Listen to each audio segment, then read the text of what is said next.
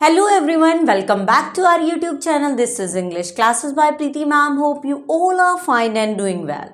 In today's class, we will do the chapter 3rd of Vistas, Journey to the End of the Earth, written by तिसानी दोषी. Author है तिसानी दोषी.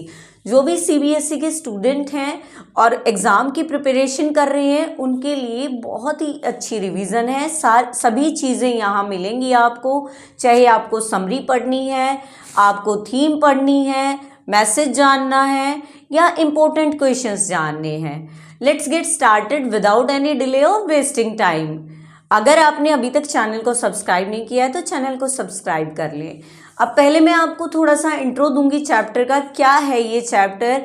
जो journey थी and of the earth. And of the अर्थ यहाँ पे किस चीज़ के लिए लिया गया है? एंटार्क्टिका को बोला गया है. एंटार्क्टिका जो कॉन्टिनेंट है आपको पता है वो हमेशा ही क्या होता है? आइस से कवर रहता है. ठीक है ना, आइस से कवर रहता है. हर जगह बिल्कुल वास्ट आइस दिखाई देती है आपको, और कुछ वहाँ नहीं दिखाई देता, और वहाँ ह्यूमन लाइफ बिल्कुल भी नहीं है. तो ये जो चैप्टर है आपका साइंस, एनवायरनमेंट, साथ में आपका ट्रैवल, इन तीनों का कॉम्बिनेशन है. और इसमें तिसानी दोषी क्या करती है? एक एक्सपीडिशन करती है, एक जर्नी करती है.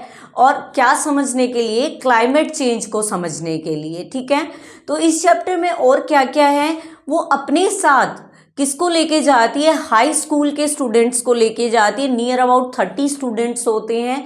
हाई स्कूल के स्टूडेंट ही क्यों चुने उसने? क्योंकि वो ही फ्यूचर जनरेशन के बारे में, फ्यूचर जनरेशन है हमारी, और आगे वाले लोगों को समझ सकते हैं या कुछ चीज़ें ठीक कर सकते हैं. इसीलिए वो चुनती है हाई स्कूल के स्टूडेंट को. और ये प्रोग्राम होता है पूरा. इस प्रोग्राम का नाम है स्टूडेंट ऑन आइस. प्रोग्राम का नाम है, ये सारी चीज़ें चैप्टर में है, स्टूडेंट ऑन आइस. और इसमें क्या है, जो जिस शिप से ये जर्नी करते हैं उसका नाम है आपका एकेडमिस सोलर स्काई.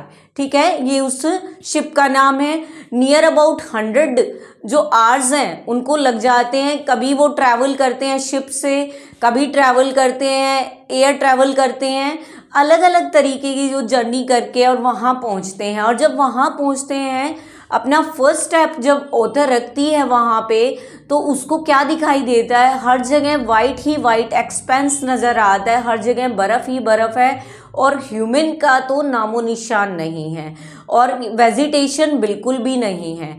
और ये कैसे हुआ, कैसे ये चेंज हुआ, एंटार्क्टिका कैसे बना? एंटार्क्टिका एक जो सुपर कॉन्टिनेंट था जिसका नाम था गोंडवाना. ठीक है, उसी से हम क्या है ड्रिफ्ट होके एंटार्क्टिका बना है. उससे ड्रिफ्ट होके आपका इंडिया है, ऑस्ट्रेलिया है, अफ्रीका है, जितने भी कॉन्टिनेंट हैं उससे ही ड्रिफ्ट होके बने हैं. और काफ़ी सालों, मिलियन सालों पहले की बात है. ह्यूमन इतने पुराने नहीं हैं. ह्यूमन तो बस हमारे 12,000 साल पुराने हैं. ठीक है, और उससे भी पहले काफ़ी मिलियन ईयर्स, 500-600 मिलियन ईयर्स पहले ये जो आपका सुपर कॉन्टिनेंट था गोंडवाना, और बिल्कुल फ्लोरिश था उस टाइम पे. वेजिटेशन भी थी वहाँ पे, नेचर सब कुछ था वहाँ पे. लेकिन अब वहाँ से ही वो अलग होके ड्रिफ्ट होके एंटार्क्टिका है, जहाँ सिर्फ आइस के अलावा कुछ नहीं है. लेकिन ऑथर वहाँ क्यों गई है? किस रीज़न को जानने के लिए ऑथर गई है वहाँ? क्लाइमेट चेंज को समझने के लिए. आजकल जो चल रहा है ग्लोबल वार्मिंग है, ग्लोबल वार्मिंग है, क्यों है वो ग्लोबल वार्मिंग, क्या रीज़न है, ये जानने के लिए ऑथर एंटार्क्टिका गई है. उसकी टीम नियर अबाउट 52 पीपल की है. मे बी चैप्टर में यही रिटर्न है, और कहीं और से मैंने पढ़ा था वहाँ 100 मेंशन है. आप चैप्टर के साथ जाएंगे क्योंकि आप एग्ज़ाम में चैप्टर के अकॉर्डिंग लिखेंगे. उसमें आपके साइंटिस्ट हैं, टीचर हैं, जर्नलिस्ट है, आपकी ऑथर तो है ही तिसानी दोषी. एक स्पेसिफिक साइंटिस्ट का नेम दे रखा है चैप्टर में, जियोफ ग्रीन. लर्न कर लेंगे जियोफ ग्रीन. ठीक है, let's get started the summary से स्टार्ट करते हैं. और इस चैप्टर की समरी मैंने छोटी नहीं ली है, शॉर्ट समरी नहीं ली है, क्योंकि इस चैप्टर को समझना थोड़ा सा मुश्किल तो नहीं है, लेकिन थोड़ा सा आपके इंटरेस्ट के अकॉर्डिंग नहीं है, स्टोरी नहीं है. इसीलिए मैंने इसकी जो समरी है वो डिटेल में थोड़ा सा लिया है. तो स्टार्ट करते हैं समरी के साथ. अब समरी है हमारी, the chapter describe Tishani Doshi's visit to Antarctica as a part of scientific expedition. मैंने अभी एक्सपीडिशन बताया है, एक्सपीडिशन होती है हमारी जर्नी, किसी पर्पस के लिए जो कोई जर्नी की जाए ना उसको एक्सपीडिशन बोलते हैं। अब एंटार्क्टिका गई है वो, और साइंटिफिक एक्सपीडिशन का एक पार्ट है, एंटार्क्टिका विजिट किया है तिसानी दोशी, ये याद कर लेंगे, ऑथर का नेम है तिसानी दोशी, याद रखेंगे। She travels with a group of students, अभी मैंने बताया था स्टूडेंट्स के ग्रुप के साथ वो गई है, साइंटिस्ट के साथ गई है, टू स्टडी क्लाइमेट चेंज, किस चीज को पढ़ने के लिए, क्लाइमेट चेंज को पढ़ने के लिए। अभी देखो मैंने आपको थोड़ा सा स्टोरी रिलेट कर दी, चैप्टर रिलेट कर दिया, तो आप जल्दी से इस चैप्टर को ग्रैब करेंगे। अपनी नोटबुक भी रखेंगे साथ में, जो इंपॉर्टेंट पॉइंट है जल्दी से अपनी नोटबुक में नोट डाउन कर लेंगे। Antarctica is presented as a vast isolated pristine continent, ठीक है, प्रिस्टाइन होता है बिल्कुल प्योर, ठीक है ना, अनटच्ड, ठीक है। एंटार्क्टिका कैसा कॉन्टिनेंट है, आपसे पूछा जा सकता है, क्वेश्चन आ सकता है, एंटार्क्टिका कैसा है। एंटार्क्टिका एक वास्ट कॉन्टिनेंट है, आइसोलेटेड, आइसोलेटेड क्या होता है, अलग थलग, बिल्कुल अलग, ठीक है। प्रिस्टाइन कॉन्टिनेंट है, प्रिस्टाइन अभी बताया था मैंने, अनटच्ड या फिर बिल्कुल प्योर, यानी वहाँ ह्यूमन अभी नहीं पहुंचे हैं। ह्यूमन पहुंचते हैं तो क्या होते हैं, ह्यूमन एक्टिविटी से क्या कर देता है, वो नेचर को हार्म कर देता है ह्यूमन, तो वहाँ नहीं पहुंच सकते क्योंकि बहुत ज़्यादा वहाँ क्या है, आइस है, कवर्ड पूरा का पूरा आइसबर्ग, बड़े बड़े आइसबर्ग्स हैं, आइस कैप्स हैं, बिल्कुल ऐसा है, तो वहाँ ह्यूमन पॉसिबल नहीं है रहना। Holding clues to the earth's past present and future, ये बात याद रखेंगे। लेकिन एंटार्क्टिका हम किस लिए गए, अर्थ के पास्ट को जानने के लिए, अर्थ के प्रेजेंट को जानने के लिए और अर्थ के फ्यूचर को जानने के लिए, तीन चीज़ों के लिए तिसानी दोशी कहाँ गई है, एंटार्क्टिका गई है, पास्ट प्रेजेंट एंड फ्यूचर। ये मैं जो अंडरलाइन कर रही हूँ इंपॉर्टेंट पॉइंट है, आप जल्दी से नोट डाउन कर लेंगे। The author explains how Antarctica was once part of super continent Gondwana. अब इसको नोट डाउन कर लेंगे, सुपर कॉन्टिनेंट कौन सा था, गोंडवाना था। अब इसके लिए एक बारी ये हिस्सा होता था, पार्ट होता था, एंटार्क्टिका किसका, सुपर कॉन्टिनेंट गोंडवाना का पार्ट होता था। Later separated due to geological changes, जो जियोलॉजिकल अर्थ के ऊपर जो चेंजेस आए ना, तो उसके कारण क्या हुआ, ये दोनों क्या हो गए, सेपरेट हो गए, ठीक है, बाद में सेपरेट हो गए। The continent plays a crucial roles in regulating the world's climate, ये कॉन्टिनेंट क्या है, क्रूशियल रोल प्ले करता है, इंपॉर्टेंट रोल प्ले करता है। किस चीज़ के लिए इंपॉर्टेंट रोल प्ले करता है, वर्ल्ड के क्लाइमेट को रेगुलेट करने के लिए, ठीक है ना, चेंज करने के लिए या रेगुलेट करने के लिए, बदलने के लिए। हाउएवर ह्यूमन एक्टिविटीज याद रखेंगे, इंपॉर्टेंट पॉइंट है। हैव कोज ग्लोबल वार्मिंग, क्या क्या करते हैं वो ह्यूमन, क्या क्या करते हैं, ग्लोबल वार्मिंग करते हैं। Leading to a melting ice cap, जिससे क्या हो जाता है, जो आइस कैप है, बड़े बड़े आइसबर्ग्स हैं, वो मेल्ट हो जाते हैं, और मेल्ट हो जाते हैं राइजिंग सी लेवल, और बड़े बड़े जो बर्फ के जो आइसबर्ग्स हैं, अगर वो मेल्ट होंगे तो क्या होगा, जो सी लेवल है वो क्या हो जाएगा, रेज हो जाएगा, बढ़ जाएगा, ठीक है। तो इसी को हम क्या बोलते हैं, ग्लोबल वार्मिंग बोलते हैं। ग्लोबल वार्मिंग से क्या होता है, किस रीज़न से होता है, किस रीज़न से होता है, पोल्यूशन से होता है, इंडस्ट्रीज बढ़ती जा रही है उनसे होता है, नेचर को हम हार्म करते हैं उससे होता है। इन सभी चीज़ किस चीज़ का रीज़न है, ये ग्लोबल वार्मिंग का रीज़न है, और हम ही लोग जिम्मेदार हैं इसका। दो this journey the author highlights the fragile nature of the environment and warns against exploitation of natural resources. अब ऑथर ने क्या चीज़ हाईलाइट किया है, फ्रेजाइल नेचर जिसको जल्दी खराब किया जा सके, ठीक है ना, तोड़ा जा सके, दैट कैन बी ब्रोकन, तोड़ा जा सके जिसको, ऑफ एनवायरमेंट को नुकसान पहुंचाते हैं, एंड वॉर्न अगेंस्ट, और लेकिन वो वॉर्न कर रहे हैं किस चीज़ को, एक्सप्लॉयटेशन ऑफ नेचुरल रिसोर्सेज का। इसमें बताया गया है, ऑथर ने हाईलाइट किया है किस तरह वो नेचर को ख़राब कर रहे हैं, और ऑथर ने आपको वॉर्न भी किया है, किस चीज़ के लिए वॉर्न किया है, जो एक्सप्लॉयटेशन हम कर रहे हैं किसका, नेचुरल रिसोर्सेज का। The chapter emphasis that even small human action can have serious consequences for the planet, कि हमारे जो छोटे छोटे हमारी एक्टिविटीज़ हैं, छोटे छोटे एक्शंस हैं, वो भी बड़े बड़े क्या कर सकते हैं, नुकसान पहुंचा सकते हैं, या वो भी सीरियस रीज़न है या रिजल्ट है, किस चीज़ का परिणाम है इस प्लैनेट को नुकसान पहुंचाने में। प्लैनेट कौन सा है अपना, अर्थ। और the visit to Antarctica becomes a lesson in environment. अब ये तेसानी दोषी ये नहीं है सिर्फ एंटार्क्टिका की जर्नी के लिए लेके गई है, बल्कि उसको वो जानना था चलो कि क्लाइमेट चेंज कैसे है, लेकिन साथ में वो क्या कर रही है, हमें एक लेसन भी दे रही है। किस चीज़ का लेसन दे रही है, कि एनवायरमेंटल रिस्पॉन्सिबिलिटीज़, कि हमारी भी एनवायरनमेंट के प्रति क्या होनी चाहिए, रिस्पॉन्सिबिलिटी होनी चाहिए। अर्जिंग मैनकाइंड, और मैनकाइंड को वो अर्ज कर रही है, रिक्वेस्ट कर रही है टू रिस्पेक्ट नेचर, कि नेचर को रिस्पेक्ट करो, एंड एडॉप्ट सस्टेनेबल प्रैक्टिसेस, और नेचर को यूज़ करो, नेचर की चीज़ों को, रिसोर्सेज को यूज़ करो, बट विदाउट हार्म, बिना किसी नुकसान पहुंचाए। तो ये हमने किया, इसकी समरी, शॉर्ट समरी कह सकते हो आप। देखो अगर मैं इसको नेक्स्ट पेज पे भी लेके आती तो मुझे दिक्कत होती है, मतलब आप बार बार इसको चेंज कर करके पढ़ोगे, एक ही इस पे आप स्क्रीनशॉट इजीली ले सकते हो। और मैंने इसमें पूरा का पूरा कवर किया है, चैप्टर भी कवर किया है।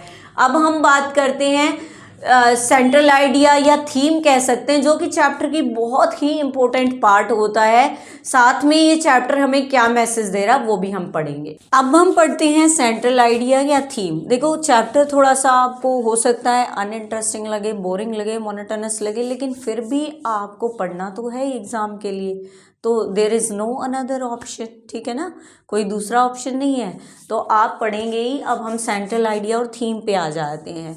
और फिर भी मैंने क्या किया है, एक ही क्लास में आपको पूरा चैप्टर कंप्लीट करवा दिया है, ठीक है। इसमें आपके फिगर ऑफ स्पीच भी है, या आपके क्वेश्चंस भी हैं, central idea, theme, message, summary, सब कुछ है स्टोरी के साथ। अब सेंट्रल आइडिया या थीम देखते हैं। The central theme of the chapter is environmental conservation. Conservation होता है संरक्षण, के एनवायरनमेंट का कैसे संरक्षण किया जाए उसके बारे में बताया गया है। चैप्टर की जो मेन थीम है वो यही है। And the impact of human activities on nature, जो ह्यूमन एक्टिविटीज़ के नेचर के ऊपर जो इम्पैक्ट होता है, प्रभाव होता है, वही बताया गया है। उसके बाद it stresses that Antarctica is a symbol of the earth's purity. और एक बात को स्ट्रेस किया गया है, एक बात पे एम्फेसिस किया गया है कि जो एंटार्क्टिका को क्या माना गया है, एंटार्क्टिका को सिंबल ऑफ अर्थ्स प्योरिटी माना गया है, कि अर्थ की जो प्योरिटी है ना उसका सिंबल माना गया एंटार्क्टिका का। क्यों? क्योंकि वहाँ ह्यूमन नहीं जा सकते। जहाँ ह्यूमन चले गए वहाँ डिस्ट्रक्शन तो बनेगा ही बनेगा ना, ह्यूमन एक्टिविटीज से डिस्ट्रक्शन तो होगा ही होगा नेचर का, इसीलिए वहाँ नहीं जा सकते ह्यूमन। बस इतनी ही वो है कि एंटार्क्टिका, क्योंकि पूरा का पूरा हर टाइम पे क्या होता है, वहाँ पे आइस ही आइस दिखाई देती है, इसलिए वहाँ ह्यूमन की जो लाइफ है पॉसिबल नहीं है। अब बात करते हैं, this chapter shows how studying Antarctica help us understand climate change. ये हमने पढ़ा था कि किस तरह से ये चैप्टर हमें हेल्प कर रहा है कि हम किस चीज़ को जाने, क्लाइमेट चेंज को जाने। And remind us that human survival is, जो ह्यूमन सर्वाइवल है, जो ह्यूमन सर्वाइव कर रहा है यहाँ अर्थ के ऊपर, वो कैसे पॉसिबल है, वो है directly link to the health of the planet. वो किससे डायरेक्टली लिंक करता है, अगर हमारे प्लैनेट की हेल्थ अच्छी है ना तो ह्यूमन सर्वाइवल करेगा, ठीक है, अदरवाइज ह्यूमन सर्वाइव ही नहीं कर सकता प्लैनेट के ऊपर। अगर ऐसा हो गया, देखा ना आजकल कितना पोल्यूशन है, कितना क्या बुरा हाल है, तो फिर अगर ज़्यादा ही एक्सेस हो गया तो ह्यूमन सर्वाइवल पॉसिबल ही नहीं है अर्थ के ऊपर। तो यही बता रखा है कि प्लैनेट की जो हेल्थ है ना वो डायरेक्टली लिंक्ड है ह्यूमन सर्वाइवल से। अब बात आ जाती है मैसेज की, ये चैप्टर हमें क्या मैसेज देता है, क्या लेसन देता है। सभी को पता है एनवायरनमेंट के बारे में तो ये लेसन हमें दे रहा है। Nature is fragile and needs protection की ज़रूरत है, नेचर को प्रोटेक्शन की ज़रूरत है, सुरक्षा की ज़रूरत है, ठीक है। और वो फ्रेजाइल होता है, उसको हम इजीली ख़राब कर सकते हैं, लेकिन ये हमारे ऊपर डिपेंड है हम उसको कैसे रखते हैं और हम उसमें कैसे रहते हैं नेचर में, next point is human greed, आदमी की जो ग्रीड है, लालच है ना, and over use of resources, और जो वो ओवर यूज करता है रिसोर्सेज का, हमें ज़रूरत नहीं है लेकिन सिर्फ पैसे के लिए हम है, हमारे पास पैसा भाई इतना है, हम काम चला लें, लेकिन फिर भी क्या करते हैं कि बहुत पैसा चाहिए, तो क्या करेंगे हम, नेचर का या रिसोर्सेज का ओवर यूज़ करेंगे। ठीक है, ओवर यूज़ करेंगे रिसोर्सेज का, थ्रेटन द अर्थ्स बैलेंस, जिससे क्या होगा, जो अर्थ का जो बैलेंस है वो खराब हो जाएगा। अगर किसी चीज़ को हम बहुत ज़्यादा यूज़ करें तो क्या हो जाएगा, बैलेंस नहीं हो पाएगा। एक चीज़ बहुत कम यूज़ हुई है, एक चीज़ एक्सेस में यूज़ हो गई, तो क्या होगा, अर्थ के ऊपर जो चीज़ें हैं वो बैलेंस नहीं हो पाएंगी। नेक्स्ट पॉइंट है, Antarctica serves as a warning bell of for global warming. This is the main point, global warming कि हमें क्या करता है, वॉर्न करता है एंटार्क्टिका। एंटार्क्टिका वॉर्न कर रहा है, अगर एंटार्क्टिका के ऊपर जो आइस है अगर वो मेल्ट होने लगी ना, तो क्या होगा, किसकी रीज़न से होगा, गर्मी के टेम्परेचर बढ़ने की रीज़न से, उसके बाद सी लेवल का जो है वो राइज हो जाएगा। ठीक है, तो हमारे लिए ही नुकसान है। नेक्स्ट पॉइंट है हमारा, sustainable development is essential for future of Mankind. किस चीज़ की ज़रूरत है हमें, सस्टेनेबल डेवलपमेंट की, यानी सतत विकास चलता रहे वैसे ही। ठीक है ना, जितनी चीज़ हमने यूज़ की है दोबारा से उतनी चीज़ वापस आ जाए, या हम इतनी चीज़ यूज़ करें नेचर को, नेचर की जो उसको नुकसान ना पहुँचाए। ठीक है ना, ऐसी चीज़ें ना, पेड़ काटे हैं तो उसकी जगह हमें पेड़ बहुत ज़्यादा लगाने चाहिए, यही ऑप्शन है हमारे पास, बहुत पेड़ लगाओ। ठीक है ना, जहाँ आपको जब भी मौका मिले ना आप पेड़ लगाओ। अब हमने सेंट्रल आइडिया पढ़ लिया है, थीम पढ़ ली, मैसेज पढ़ लिया। अब हम बात करते हैं या तो इम्पोर्टेंट जो वोकैबुलरी होती है उसकी, या फिगर ऑफ स्पीच की बात करते हैं। उसके बाद जो लास्ट मोस्ट इम्पोर्टेंट चीज़ है हमारे क्वेश्चन, इसलिए वीडियो में लास्ट तक बने रहें, कहीं नहीं जाएं, क्योंकि अगर आप क्लास को छोड़ के जाएंगे तो आपका टॉपिक कंप्लीट नहीं होगा। ठीक है, अब हमारा आ गया है नेक्स्ट वोकैबुलरी। ठीक है, मुझे लिखने में टाइम लगता है इसलिए थोड़ा सा जो ये आपकी वीडियो है वो भी लेंथी हो जाती है, लेकिन कोई बात नहीं, चैप्टर को हम कंप्लीट करेंगे। अब वोकैबुलरी की बारी है, आपके लिए तो वही उतना ही होता है, मुझे टाइम लग जाता है, लेकिन लिखने के लिए कोई प्रॉब्लम नहीं है, मैं आपके लिए सारी चीज़ें प्रोवाइड करवाऊँगी, आपके नोट्स। ठीक है ना, अब वोकैबुलरी है, वोकैबुलरी पढ़ेंगे। एक्सपीडिशन क्या होता है, मैंने ये सब कुछ पहले आपको साथ साथ भी बता दिया है, लेकिन रिपीट करेंगे तो आपको लर्न हो जाएगा, माइंड में सेटल हो जाएगी ये चीज़ें। एक्सपीडिशन होती है journey for a scientific purpose, scientific purpose के लिए कोई जर्नी होगी उसको हम एक्सपीडिशन बोलेंगे। फिर है प्रिस्टाइन, प्रिस्टाइन होता है हमारा प्योर एंड अनटच्ड, जिसको छुआ ना गया हो, प्योर किसके लिए यूज़ किया है, एंटार्क्टिका के लिए यूज़ किया है। सस्टेनेबिलिटी क्या होती है, using resources without harming the future, future के लिए उसको हार्म नहीं करेंगे और उस रिसोर्स को यूज़ करेंगे लेकिन प्रॉपरली, विदाउट हार्मिंग। फिर है एंथ्रोपोसीन, एंथ्रोपोसीन क्या होता है हमारा, ध्यान से सुनेंगे, ह्यूमन डोमिनेटेड जियोलॉजिकल एज, जो ह्यूमन डोमिनेटेड मतलब ह्यूमन जो डोमिनेट करती, डोमिनेट क्या होता है, किसी को अपने अकॉर्डिंग चलाना। ठीक है ना, ह्यूमन डोमिनेटेड जियोलॉजिकल एज को हम एंथ्रोपोसीन बोलते थे। ठीक है, ये CEEN है, आप नोट डाउन कर लेंगे। फिर इकोसिस्टम है, बहुत सारे वर्ड हैं जो आप अपने आप भी कर सकते हैं, कोई दिक्कत नहीं है, फिर भी मैंने लिखवा दिए हैं। एक कम्युनिटी ऑफ लिविंग ऑर्गेनिज्म को इकोसिस्टम बोलते हैं। फिर गोंडवाना भी मैंने आपको बताया था, एंशियंट सुपर कॉन्टिनेंट है हमारा गोंडवाना। अब ये तो हमने वोकैबुलरी कर ली, जो मुझे इंपॉर्टेंट लगी मैंने आपको करवाए। उसके बाद इधर आ जाएंगे, फिगर ऑफ स्पीच मैंने यहाँ लिखा है, ध्यान से सुनेंगे, क्योंकि पोएटिक डिवाइसेस तो सब करवा देते हैं पोएम्स की, लेकिन चैप्टर के जो फिगर ऑफ स्पीच है वो भी हमें करनी है, क्योंकि एग्जाम में कुछ नहीं पता, एक्सट्रैक्ट चैप्टर से भी आते हैं, एक्सट्रैक्ट पोइट्री से भी आते हैं, तो क्या पता कौन सा figure of speech poetic device पूछ लिया जाए कहीं से भी, पोएम का। मेटाफर है आपका, सबसे पहले मेटाफर में मैंने बताया था दो चीज़ों का कंपैरिजन होता है, इस चीज़ को यही मान लिया जाता है बिल्कुल। ठीक है ना, मान लो पेन है तो पेन ही मान लिया जाएगा और इसके लिए दूसरा वर्ड यूज़ किया जाएगा। अब देखते हैं इसके लिए मेटाफर में क्या है। Antarctica is described as a time machine, Antarctica को क्या माना गया है, टाइम मशीन माना गया है।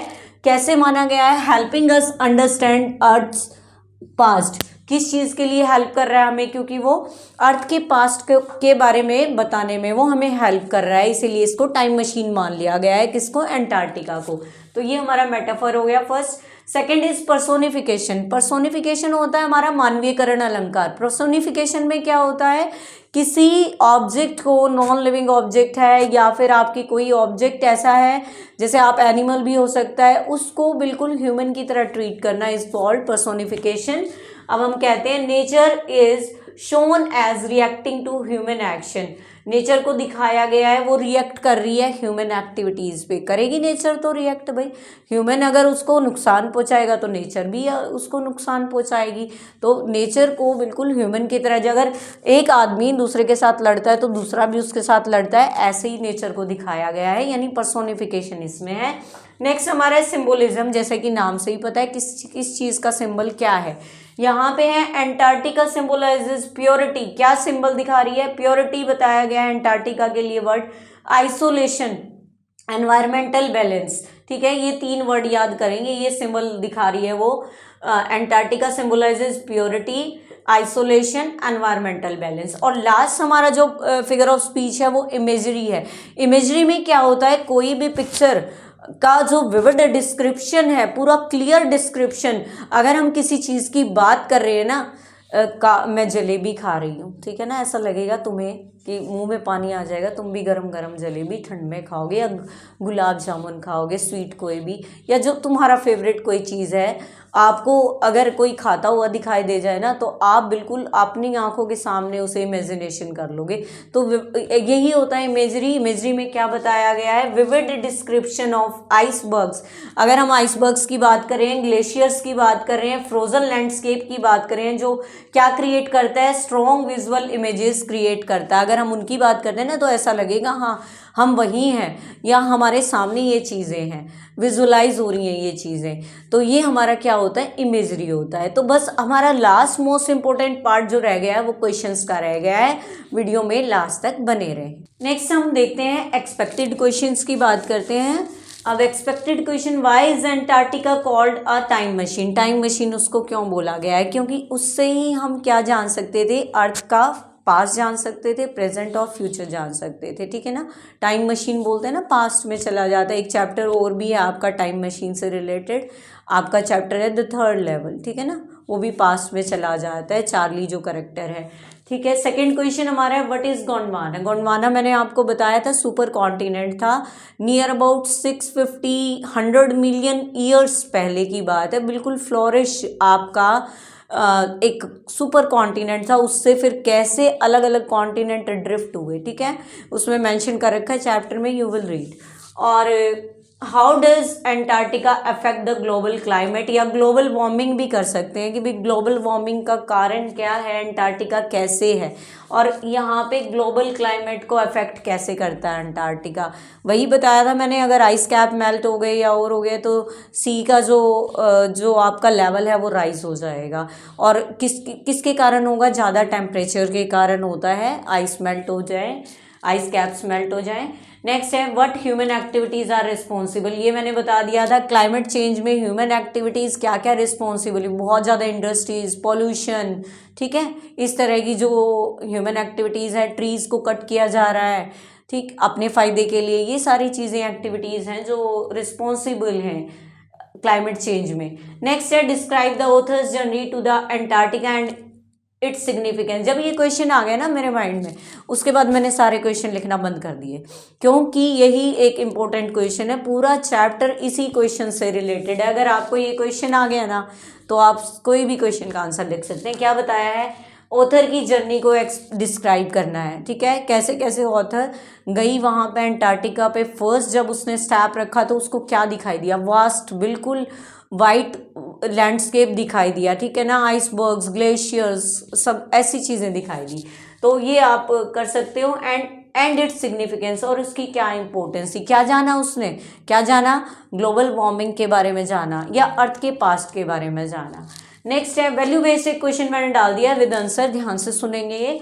आजकल क्वेश्चंस आएंगे आपके कॉम्पिटेंसी बेस्ड। कॉम्पिटेंसी बेस्ड में क्या होगा, आपकी अलग अलग थिंकिंग को टेस्ट किया जाएगा, आपकी क्रिएटिव थिंकिंग को टेस्ट किया जाएगा, आपकी क्रिटिकल थिंकिंग को टेस्ट किया जाएगा, सोशल थिंकिंग को टेस्ट किया जाएगा। कैसे, आपको किसी चैप्टर से रिलेटेड कोई करेक्टर दे दिया जाएगा, किसी चैप्टर से रिलेटेड कोई करेक्टर दे दिया जाएगा और एक क्वेश्चन बना दिया जाएगा कि इनकी करेक्टरिस्टिक्स कैसे रिजेंबल कर रही हैं। इस तरह के क्वेश्चंस आएंगे, मुश्किल नहीं है। आप ये, अगर आपको ये आता है ना तो मुश्किल है ही नहीं, आपको तो लिखना है, चाहे आप 2 क्वेश्चन में अलग अलग लिखें या एक क्वेश्चन में उसको सेम करके लिखें। अब नेक्स्ट है वैल्यू बेस्ड क्वेश्चन। मैंने बताया कि what values does the chapter promote, क्या वैल्यू चैप्टर प्रमोट कर रहा है, यही तो है सब कुछ। सबसे पहले एनवायरमेंटल अवेयरनेस को वैल्यू दे रहा है, वो बता रहा है, प्रमोट कर रहा है। रिस्पॉन्सिबिलिटी, ह्यूमन की क्या रिस्पॉन्सिबिलिटी है नेचर के लिए, respect for nature, scientific curiosity, scientific curiosity की भी क्या हुआ था, कैसे क्या हुआ, अंटार्कटिका कैसे अलग हो गया, कैसे एक कॉन्टिनेंट बना ऐसा जहाँ पे आइस ही आइस है। फिर है आपका सस्टेनेबल लिविंग, ठीक है, कि कैसे हम जीते आ रहे हैं, किस तरह से रेगुलर डेवलपमेंट हमारा हो रहा है या फिर कैसे चला रहा है नेचर। ये मैंने इसके आंसर्स भी लिख दिया, पॉइंट्स भी लिख दिया। फिर मुझसे रुका नहीं गया, मैंने आपके लिए एक चीज़ और किया कि मैंने आपके लिए रैपिड रिवीजन रखी थोड़ी सी, कि भाई अभी तक जो आपने पढ़ा है ना उसको हम रिवाइज कर लें, ठीक है। ये तो पता चल गया, तिसानी दोषी के साथ हाई स्कूल के स्टूडेंट गए थे, कुछ साइंटिस्ट गए थे, आपके कुछ जर्नलिस्ट गए थे, और जो आपके क्रू मेंबर्स वगैरह शिप वगैरह में थे या प्लेन वगैरह वो तो गए ही होंगे साथ में, जिन्होंने प्लेन में जर्नी की या और है। अब हम रैपिड रिवीजन कर लेते हैं। जिस प्रोग्राम का क्या नाम था, जो एक्सपीडिशन प्रोग्राम रहा उसका नाम था स्टूडेंट्स ऑन आइस। याद रखेंगे आप, क्या नाम था, स्टूडेंट्स ऑन आइस। सेकंड है स्टार्टिंग पॉइंट क्या है, चिले से स्टार्ट किया था, वो जर्नी चिले से स्टार्ट की थी। फिर है आपका शिप का नाम क्या था, एकेडमिक सोलस स्काई, ये इसका शिप का नाम था, स्पेलिंग लर्न कर लेंगे। सी रूट कौन सा था, ड्रेक पैसेज था। टोटल पीपल कितने, 100, नियर अबाउट 100 पीपल गए थे वहाँ। स्टूडेंट्स 30 थे, हाई स्कूल के स्टूडेंट थे। और ट्रैवल टाइम क्या था, नियर अबाउट 2 वीक्स में वो पहुँचे थे। अब लेकिन सिर्फ सी जर्नी ही कितनी थी, नियर अबाउट 100 आवर्स की थी। 100 आवर्स मीन्स आपके 4 दिन लगातार मान लीजिए, ठीक है ना, 4 दिन अगर हम कंटिन्यूस ट्रैवल कर रहे हैं तो इतना उनको सिर्फ शिप में जाते हुए लगा था। अलग अलग तरह की जर्नी उन्होंने करते हुए अंटार्कटिका पहुंचे। तो आज हमने ये चैप्टर कंप्लीट कर लिया, journey to the end of the earth. अब इस चैप्टर से आप बिल्कुल नहीं घबराएंगे क्योंकि बहुत ही सिंपल है, मुश्किल है ही नहीं कुछ भी, इसमें एनवायरनमेंट से रिलेटेड है, आपको सब चीज़ें आती हैं। बस कॉन्फिडेंस रखिए कि आप लिख पाएंगे और आप लिखेंगे एग्ज़ाम में। फिर thank you student for watching and listening me, see you soon in the next video. और अगर अभी तक आप चैनल पे नए हैं तो don't forget the subscribe the channel and share and like my video. See you soon.